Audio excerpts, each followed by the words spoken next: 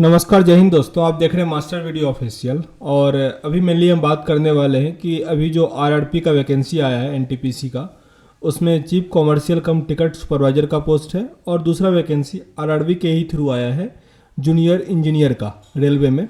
तो बहुत अधिक कमेंट आ रहा था कि इस दोनों में कौन सा अच्छा है, तो अभी हम अच्छे तरीके से डिफ्रेंशिएट कर देंगे।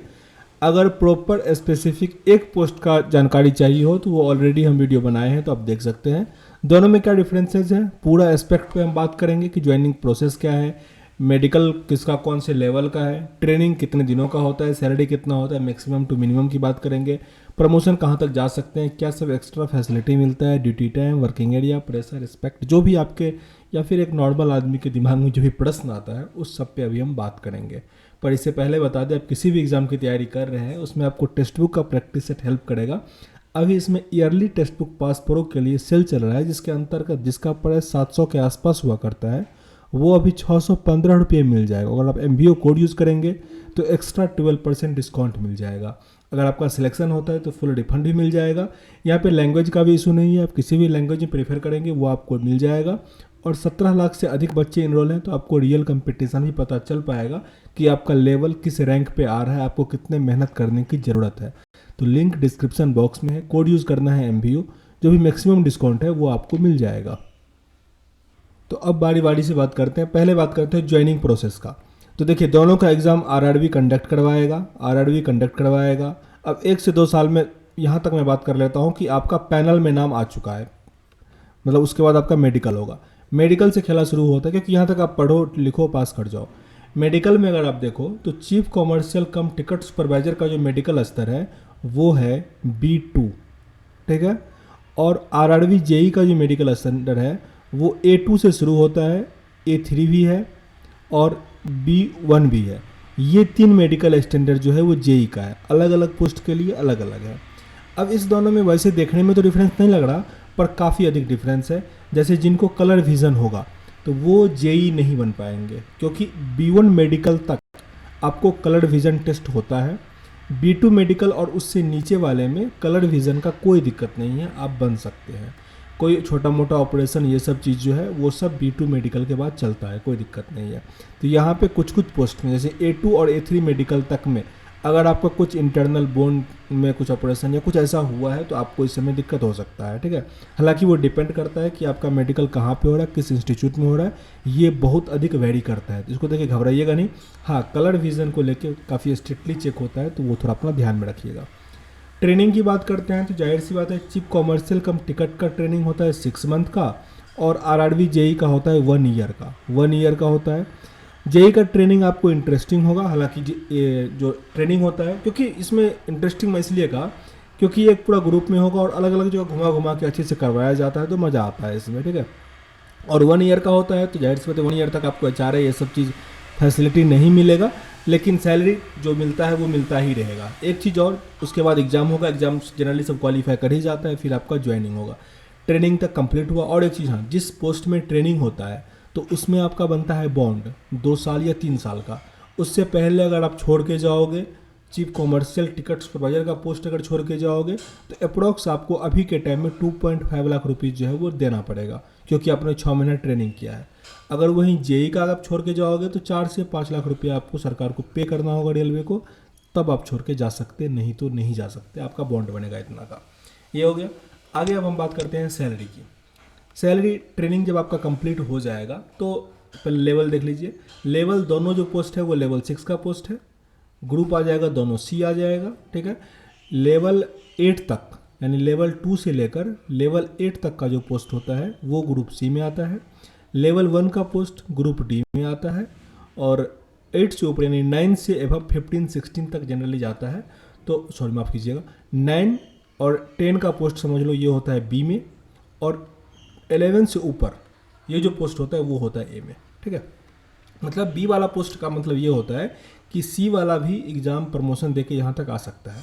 ए वाला डायरेक्ट यूपीएससी या ऐसा सबसे आता है, या कुछ हार्ड एग्जाम क्वालिफाई करके, या कम एज में ऐसा हुआ तब जा सकता है। तो ये कभी बाद में बात करेंगे।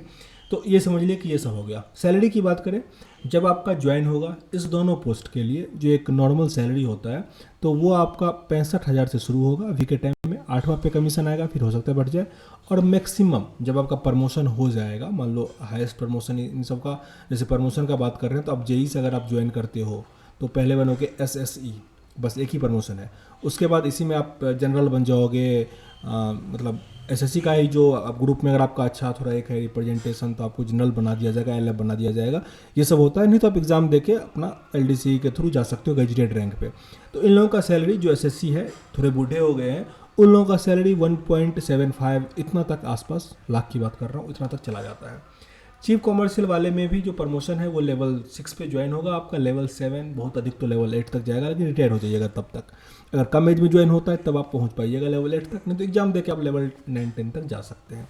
ये हो गया। उनका भी सैलरी यही 1.5 लाख इतना तक जाएगा, जो बेसिक की बात कर रहे हैं। अगर आपका ड्यूटी पे वैरी करता है वो आगे हम बात करेंगे इस चीज़ का, ठीक है। हाईएस्ट पोस्ट मैंने जिक्र कर ही दिया कि इनका भी प्रमोशन होगा, ये भी ऑफिस में जा पाएंगे, स्टेशन पे हेड बनेंगे, और इधर भी ये जेई एसएससी बन जाएंगे। ये तो हो गया। पर की बात करते हैं एक्स्ट्रा फैसिलिटी में, ये सब में सेम ही मिलेगा दोनों पोस्ट के लिए, क्योंकि ये लेवल के अकॉर्डिंग वेरी करता है। जैसे पास, अगर आप ड्यूटी पास ऑनलाइन कहीं जाते हो ऑफिस के काम से, तो आपको मिल जाएगा 2nd क्लास एसी में जाने का मौका फ्री में, ठीक है, सरकार देगी। क्वार्टर आपको मिल जाएगा टाइप 3 का, यानी 3 बेडरूम का रहेगा, बढ़िया रहेगा।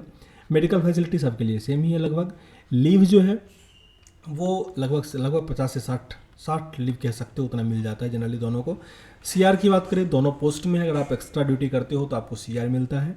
ट्रैवलिंग अलाउंस अधिक चांस होता है, अगर आपका इसमें ट्रेन में दे दिया टिकट वाले में, तो आपको टीए मिलेगा अधिक। ओएल भी मिल सकता है ऑफिस ड्यूटी अगर करते हो तो। और ये दोनों में है, ठीक है ना। वो पोस्ट पे वेरी करता है कि आपका पोस्टिंग कहाँ दिया हुआ है, तो ये सब पोस्ट पे पोस्ट वेरी करता है। ये अभी हम नहीं कह सकते हैं कि किसको क्या मिलने वाला है। अब वर्किंग एरिया जो मेन एस्पेक्ट है, फैमिली को रखिएगा तो ये सब चीज़ इंपॉर्टेंट होता है। वर्किंग एरिया, जेई का वर्किंग एरिया थोड़ा खराब हो सकता है, क्योंकि उनका ड्यूटी ट्रैक पे भी हो सकता है, ट्रैक मेंटेनर के साथ इंजीनियरिंग डिपार्टमेंट में, ऑपरेटिंग में भी हो सकता है। अगर इनका ड्यूटी सेट में हुआ तो एरिया थोड़ा ठीक रहेगा, क्योंकि वहाँ पे ट्रेन ठीक ठाक होता है। तो अधिक आबादी में रेलवे स्टाफ होते हैं, कुछ एडमिनिस्ट्रेटिव पोस्ट भी होता है, तो वहाँ मेडिकल, स्कूल, मार्केट सब कुछ होता है। तो अगर सेट में हुआ तब अच्छा हुआ, नहीं तो अगर ऑपरेटिंग या कहीं और सब में हुआ तो एरिया बहुत अच्छा नहीं भी हो सकता है, अच्छा हो भी सकता है। लेकिन कॉमर्शियल टिकट सुपरवाइजर जो है उनका एरिया अच्छा ही रहेगा, क्योंकि ये स्टेशन उसी बड़े स्टेशन पे ही उनको बैठाया जाएगा। रेयरली कभी कभी होगा जब ट्रेन में जाना हो या कुछ ऐसा होगा तो थोड़ा खराब एरिया हो सकता है। ड्यूटी टाइम की बात करें, दोनों का ड्यूटी टाइम 8 आवर का होगा, लेकिन वही वर्क एरिया पे डिपेंड करता है। नाइट ड्यूटी हो सकता है, दोनों का हो सकता है। इनका तो फिक्स होगा ही होगा। लेकिन जेई में वही अगर सेड वाले में आ जाएंगे तो सेड का जो टाइम ड्यूरेशन होता है वो सुबह 8 बजे से लेके 2 बजे तक का शिफ्ट होता है, और फिर 2 बजे से लेकर रात के 10 बजे तक का शिफ्ट होता है। तो ऐसा ये आई थिंक 6 से होता होगा। तो ये 2 शिफ्ट चलता है, रात का नहीं चलता है, तो रात को इनको ड्यूटी नहीं मिलेगा। लेकिन वही ऑपरेटिंग या कोई अन्य डिपार्टमेंट में है तो फिर इनको नाइट ड्यूटी हो सकता है। इसलिए मैं जेई में बहुत सारा पोस्ट है तो इसलिए वो वेरी करता है। प्रेशर की बात करें तो प्रेशर दोनों पोस्ट पे आपको तगड़ा मिलेगा, लेकिन दोनों में जो प्रेशर में है वो डिफरेंस है। देखिए, प्रेशर कहने के लिए प्यून को भी है, क्योंकि कोई भी ऑफिसर का रूम में साफ सफाई या उसके रूम में जाना वाना प्यून का ही काम है। तो कुछ ऐसा गलत होता है तो प्यून ही रिस्पॉन्सिबल है, तो रिस्पॉन्सिबिलिटी हर एक पोस्ट में है। लेकिन प्रेशर क्या होता है, जैसे मान लीजिए जेई है कोई, तो उनका जो डीलिंग होगा ना हमेशा रेलवे स्टाफ से होगा। तो इस टाइप का प्रेशर होगा कि वो बहुत अधिक रफली कुछ बोल नहीं सकते, हालांकि बोलना किसी को नहीं चाहिए, पर उनके पास हमेशा तो ऑफिसर होगा या फिर उनके नीचे ग्रेड का होगा, जो भी होगा रेलवे स्टाफ का होगा, तो लिमिट में रहना होगा थोड़ा। मतलब ये उसको नेगेटिव नहीं लीजिएगा। आगे जो चीफ कॉमर्शियल है उनका डीलिंग ऑफिसर से तो जो भी होगा, लेकिन अधिकतर उनका होगा पब्लिक से, ठीक है। तो वहाँ पे उनके साथ कुछ अच्छा भी रिस्पेक्ट हो सकता है, ख़राब भी हो सकता है। अपना वो भोकाली दिखा भी सकते हैं, लेकिन उल्टा मारपीट भी खा सकते हैं, तो वो उनके बिहेव पे डिपेंड करता है। प्रेशर में इसीलिए कहा। रिस्पेक्ट की बात करें तो रिस्पेक्ट जाहिर सी बात है चीफ कॉमर्शियल टिकट सुपरवाइजर को ही मिलेगा, क्योंकि वहाँ पे जो बाहरी लोग होते हैं वो आपका अधिक रिस्पेक्ट करेंगे, लेकिन जो रेलवे एम्प्लॉय हैं वो आपका कम रिस्पेक्ट करेंगे। तो रिस्पेक्ट अगर आप चाहते हो तो आपको इसी में मिलेगा। यही का भी है क्योंकि उसके अंदर करीब 50 से 60 स्टाफ काम करते हैं, तो उनका सब कुछ लेखा जोखा वही रखते हैं, तो जाहिर सी बात है रिस्पेक्ट है। पर कंपैरिजन करोगे तो जैसे मान लीजिए बैंक का जो क्लर्क है उसका अधिक रिस्पेक्ट है कि पुलिस का, तो यार पुलिस के पास पावर है तो जाहिर सी बात है उसी का रिस्पेक्ट है, वो हेल्प कर सकता है अधिक। आगे हालांकि बैंक कहना तो गलत हो जाएगा। आगे देखिए, ऑप्शन फॉर ऑफिस जॉब। मतलब ये सब क्या ऑफिस में आ सकते हैं, तो अधिक चांस होता है। चीफ कॉमर्शियल का कम चांस है कि वो किसी गेजेटेड रैंक के ऑफिस में आके काम करेंगे, क्योंकि इनका मेडिकल स्टैंडर्ड पहले से ही B2 है। और इसमें आने के लिए जो ऑफिस होता है उसमें मेडिकल डिकैटेगराइज जो होता है वो एक मेन मुद्दा होता है। तो B2 से खराब मेडिकल क्या ही होता होगा, मतलब बहुत रेयर चांस है। लेकिन जेई समय जिनका A2 मेडिकल है या कुछ ऐसा है, नॉलेज उनका तगड़ा है, तो उनका चांस होता है कि ऑफिस में आ जाने का। टाइम फॉर फैमिली, तो देखिए टाइम फॉर फैमिली में अगर आपका एक्स्ट्रा ड्यूटी लग जाता है तो वो वैरी करता है।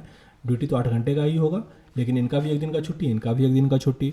लेकिन वही अगर आप ट्रेन पे जाओगे या फिर इनका ऑपरेटिंग में होगा तो जेई, लेकिन अधिक चांस होता है कि वो अधिक फैमिली के साथ रह सकते हैं। इनका ड्यूटी कभी कभी अधिक भी हो सकता है। तो ओवरऑल यही एस्पेक्ट था, सब में कुछ अच्छा कुछ बुरा है। हाँ, एक चीज़ और कहना चाहेंगे कि जेई जो होगा वो कभी भी, एक होता है ना साफ सुथरा ऑफिस, उनका कभी भी नहीं होगा, रेयर चांस है, ठीक है। बहुत अधिक जब सीनियर सेक्शन इंजीनियर बन जाएंगे, उनको कुछ ट्रेड सेक्शन दे दे, जैसे टेंडर काम करते हैं, तो मेरे जो एसएससी है, तो ऐसा कुछ हो जाए तो उन लोगों को चैम्बर मिल, मतलब चैम्बर तो नहीं मिलता पर एक चेयर मिल जाता है, ठीक ठाक उनका वो हो जाता है, ठीक है। रिस्पेक्ट भी हो जाता है कि कॉन्ट्रैक्टर से मिलना जुलना रहता है, तो जाहिर सी बात है थोड़ा रिस्पेक्ट हो जाता है उनका। लेकिन चीफ कॉमर्शियल वाले में हमेशा ऑफिस में ही रहेंगे, इनका एक वाइट कॉलर जॉब जो होता है ना वो हो जाएगा। लेकिन जेई में अगर आपका ऑपरेटिंग दिया तब भी आपको पटरी पे चलना है, अगर आपका सेट में दे दिया तब भी आपको ट्रेन ही ठीक ठाक करना है, कहीं भी दिया तो आपको वो मशीनरी टेक, क्योंकि टेक्निकल पोस्ट है, ठीक है। तो थोड़ा इसमें हैक्टिक है, नहीं कह सकते कि आसान है, इसमें अलग टाइप का हैक्टिक है। तो दोनों में कुछ अच्छा है कुछ बुरा है, वो मैंने साझा किया। कुछ और भी जानकारी चाहिए हो कमेंट बॉक्स में लिखिएगा। मिलते हैं नेक्स्ट वीडियो में, तब तक के लिए जय हिंद।